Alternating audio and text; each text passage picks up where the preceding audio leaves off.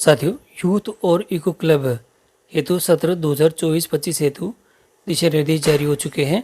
Youth और eco club का गठन हमको किस प्रकार से करना है, किस प्रकार से ये जो पांचों इसके सदन होंगे वे कार्य करेंगे और इसके साथ जो राशि हमें प्राप्त होगी, जो कि प्राथमिक विद्यालय है, उच्च प्राथमिक है और माध्यमिक विद्यालय को अलग अलग प्राप्त होगी, उस राशि का उपयोग लेखा के नियम के अनुसार किस प्रकार से करना होगा, सामग्री हमको क्या क्या खरीदनी होगी, रिकॉर्ड का संधारण हमको किस प्रकार से करना होगा और उपयोगिता प्रमाण पत्र की यूसी कैसे बनाएंगे, इसकी पूरी जानकारी आपको आज के इस वीडियो के अंदर मिलेगी। तो आप वीडियो को शुरू से अंत तक जरूर देखें और यदि आप हमारे चैनल पर नए तो चैनल को सब्सक्राइब करके रखें, जिससे कि इस प्रकार के महत्वपूर्ण अपडेट जो कि हम आपके लिए लेके आते हैं आपको सबसे पहले हमारे चैनल के माध्यम से प्राप्त होते रहे। तो साथियों, शुरू करते हैं आज के वीडियो में। हूँ आपका होस्ट SM सोनी और आप देख रहे हैं हमारा चैनल सामा टेक्निकल सोनी। साथियों, यूथ और इको क्लब के दिशा निर्देश जारी हुए हैं सत्र 2024-25 हेतु और आदेश हुआ है राजस्थान स्कूल शिक्षा परिषद के द्वारा और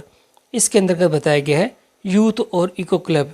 यूथ क्लब के तहत बच्चों के जीवन जीने के कौशल, आत्मसम्मान और आत्मविश्वास विकसित करने तथा तनाव, भय तथा संकोच जैसे मनोविकारों को दूर करके सोच में लचीलापन विकसित करने के उद्देश्य से प्रत्येक राजकीय विद्यालय में यूथ इको क्लब की स्थापना की गई है। इको क्लब के तहत देखिए साथियों, बच्चों को अपने आसपास के पर्यावरण, जैव विविधता, जलवायु, स्थानीय परिस्थितियों, पोषण, स्वास्थ्य, स्वच्छता के प्रति जागरूक और संवेदनशील बनाने और पर्यावरण गतिविधि और प्रोजेक्ट स्तर पर कार्य करने के लिए क्षमता प्रदान करने के उद्देश्य से प्रत्येक राजकीय विद्यालय में इको क्लब की स्थापना की गई है। विशेष रूप से विद्यार्थियों में स्वच्छता और स्वास्थ्य के प्रति जागरूकता की समझ विकसित की जानी चाहिए। विद्यालय में पर्यावरण संरक्षण हेतु हरित पाठशाला और विद्यालय वाटिका किचन गार्डन को लागू करने के लिए इको क्लब पुनर्गठित करना है।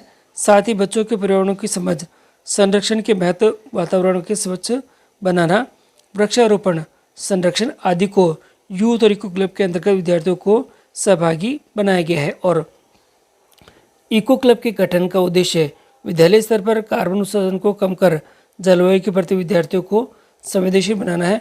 विश्व पर्यावरण की थीम इकोसिस्टम रिस्टोरेशन, रिमेडिएशन, फिर से बनाना और पुनर्स्थापन करना करके उद्देश्य की क्रियान्विति के हेतु भौगोलिक परिदृश्य को ध्यान में रखते हुए उष्ण और अर्धउष्ण अर्धशुष्क जलवायु में हरियाली को बनाए रखना, जल संरक्षण और वनों के संरक्षण पर विशेष ध्यान देना अति आवश्यक है। क्लब के गठन की प्रक्रिया। प्रत्येक विद्यालय में यूथ इको क्लब के तहत कक्षा 1 से 8 के विद्यार्थियों के लिए यूथ इको क्लब के तहत 5 सदन हाउस बनाए गए हैं, जिनके नाम पृथ्वी, जल, वायु, आकाश, अग्नि होंगे।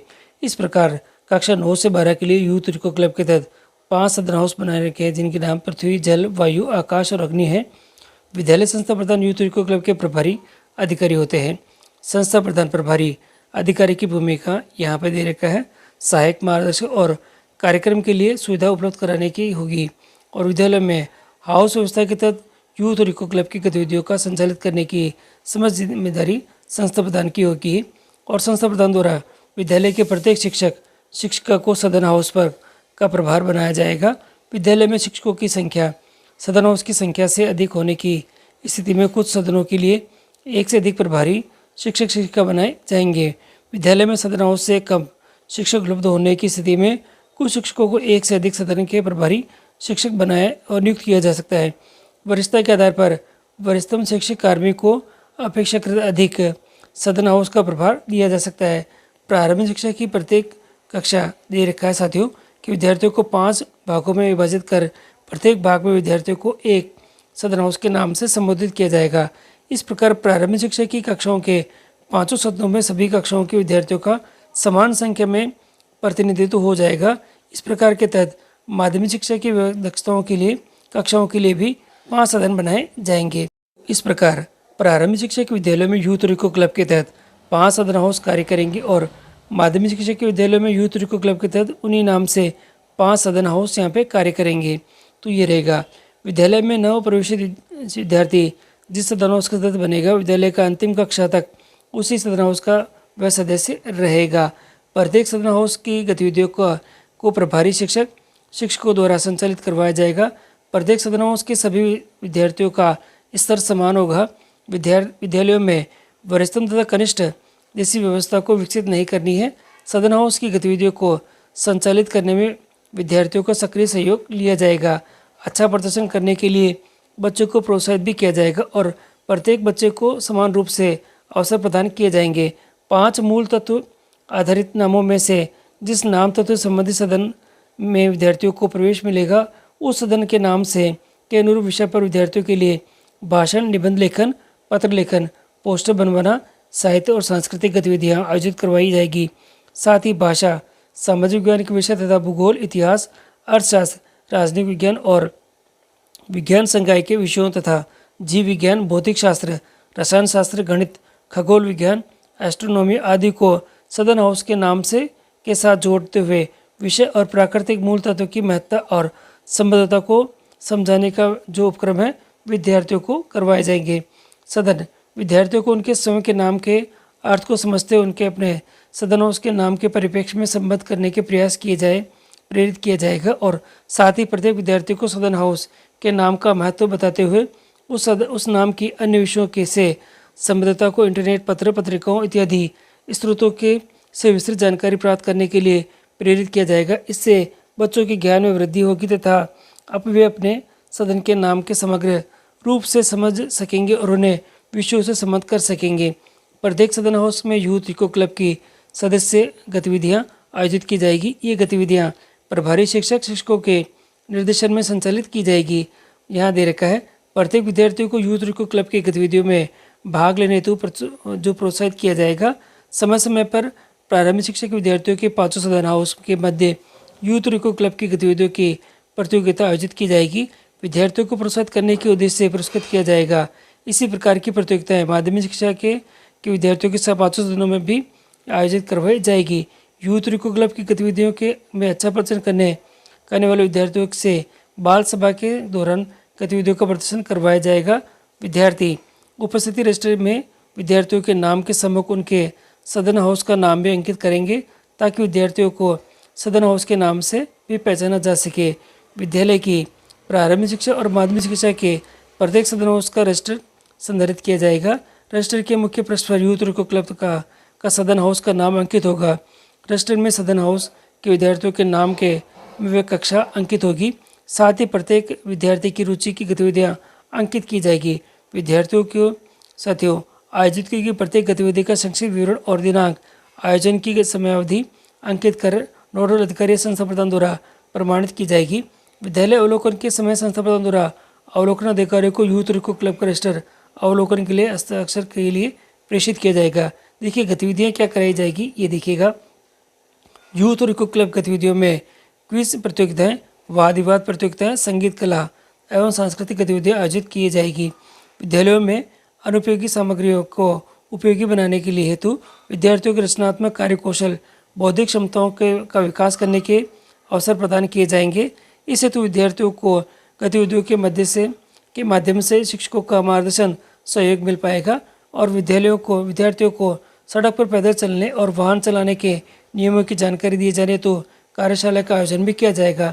अभी इको क्लब की गतिविधियाँ वृक्षारोपण कार्य और पर्यावरण, स्वास्थ्य, वन आधारित जो चलचित्रों का प्रदर्शन, अभिभावकों, सेवानिवृत्त और सेवारत राजकीय अधिकारियों जो दे रखा है, शिक्षक, डॉक्टर और यहाँ पे कोच, प्रेरणा के लिए कार्य करने वाले व्यक्तियों की वार्ता का आयोजन यहाँ पे किया जाएगा। विद्यालय की समस्त भौतिक सुविधाओं और यथा बालक बालिकाओं हेतु पृथक सुविधाओं युक्त शौचालय, मूत्रालय एवं पेयजल, हाथ धुलाई व्यवस्थाएं क्रियाशील होनी चाहिए। विद्यालय में 4 दीवारी, पर्याप्त भूमि और जल स्रोतों उपलब्ध होने की स्थिति में पोषण वाटिका और फलदार पौधे और किचन गार्डन को लगाया जाएगा। राशि का उपयोग कचरा पात्र, नीला हरा जल निकासी की सुचारू व्यवस्था, वृक्षारोपण, पानी की टंकी की सफाई, ट्री गार्ड आदि में किया जा सकेगा। तो ये बहुत महत्वपूर्ण रहेगा। ये जो लाइन है ये कि राशि का उपयोग हम इस क्षेत्र में भी यहाँ पे कर सकेंगे। और इसी के साथ ही यहाँ दे रखा विद्यालय में सघन वृक्षारोपण कार्य करने जाना अनिवार्य है। 4 दीवारी विभिन्न विद्यालयों में ऐसे पौधे लगाए जाए जो 4 दीवारी का कार्य कर सके तथा साथ ही उन्हें पशु भी नहीं खाते हो। वृक्षारोपण कार्यक्रम को सफल बनाने हेतु कार्यक्रम जो पर्यावरण संरक्षण और वृक्षों के अभाव में होने वाले जो नुकसान है उनके विषयों पर विद्यालय में विभिन्न प्रतियोगिताएं तथा निबंध, चित्रकला, भाषण, वाद विवाद प्रतियोगिताएं जो नुक्कड़ नाटक इत्यादि का आयोजन किया जाए। और दे रखा है बच्चों में अपने स्थानीय जो पर्यावरण की समझ विकसित करने के लिए उगने वाले पौधे तथा घास फलदार वृक्षों की जिम्मेदारी जानकारी भी दी जाएगी तथा इनके संरक्षण के संबंध में कार्यक्रम आयोजित किए जाएंगे। रोपित किए गए वृक्षों को संरक्षण का कार्य पूर्ण आत्मीयता के साथ किया जाएगा। अब यहाँ पर आती है राशि। राशि उपयोग को सुनिश्चित जो निम्नलिखित चरणबद्ध यहाँ पे किया जाए। जुलाई से सितंबर तक देखिए साथियों यहाँ पे दे रखा है जुलाई से सितंबर तक 80% है और अक्टूबर से नवंबर तक यहाँ पे 20% दे रखी है। बजट यहाँ पे दे रखा है कि बजट का प्रावधान है किस सीमा तक रहेगा और क्या रहेगा। देखिए यहाँ पे जो बजट का कार्यक्रम रहेगा वह कुछ इस प्रकार रहेगा कि सामग्री क्या खरीदनी है। स्टेशनरी का पेन पेंसिल इत्यादि प्राथमिक विद्यालयों के लिए 500 रुपये है और उच्च प्राथमिक के लिए 500 रुपये है और माध्यमिक के लिए यहाँ पे 1000 रुपये दे रखी है। देखिए प्राथमिक विद्यालयों के लिए 5000 है और उच्च प्राथमिक के लिए 10,000 है और यहाँ पर दे रखा है 15,000 रुपये यहाँ पे दे रखे हैं। तो इस प्रकार से रहने वाली है। और यूथ इको क्लब की गतिविधियों के लिए यहाँ पे पैसे दे रखे हैं। विद्यालय में साफ सफाई स्वच्छता इत्यादि के लिए दे रखे और इको क्लब की गतिविधियों के लिए यहाँ पे दे रखे हैं। तो सभी चीज़ें आपके पास में यहाँ पे दे रखी है जो कि आप यहाँ पे ध्यान से देख लें। इसी तरह जो टेबल नंबर के जो क्रम संख्या 4 दे रखे वर्णित जो इको क्लब की गतिविधियों को राशियों का उपयोग वृक्षारोपण में भी यहाँ पे करना है। और देखिए भौतिक लक्ष्य यहाँ पे जो दे रखे हैं ये भी आपके पास में दे रखे हैं। साथ ही इसके बाद हमें यहाँ पे करना होगा लेखा संबंधी जो बिंदु रहेंगे। देखिए इस मद में निर्धारित बजट सीमा से अधिक व्यय नहीं किया जाना है। निर्धारित सीमा से अधिक व्यय किए जाने पर संबंधित के विरुद्ध जो अनुशासनात्मक कार्रवाई की जाएगी। किए गए व्यय को निर्धारित समयावधि में जो उपयोगिता प्रमाण पत्र प्रस्तुत करना होगा। राशि का उपयोग गतिविधि या शिक्षा मंत्रालय के दिशा निर्देशों के अनुसार वित्तीय नियमों की पूर्ण पालना करते हुए करना होगा। क्रय की जाने वाली सामग्री में राजस्थान लोक उपक्रम की पारदर्शिता का ध्यान रखना होगा। और अन्य निर्देश यहाँ दे रखे यूथ इको क्लब का प्रारूप दे रखा है। विद्यालय के मुख्य द्वार पर प्रारूप में बोर्ड बनाने का यहाँ दे रखा है।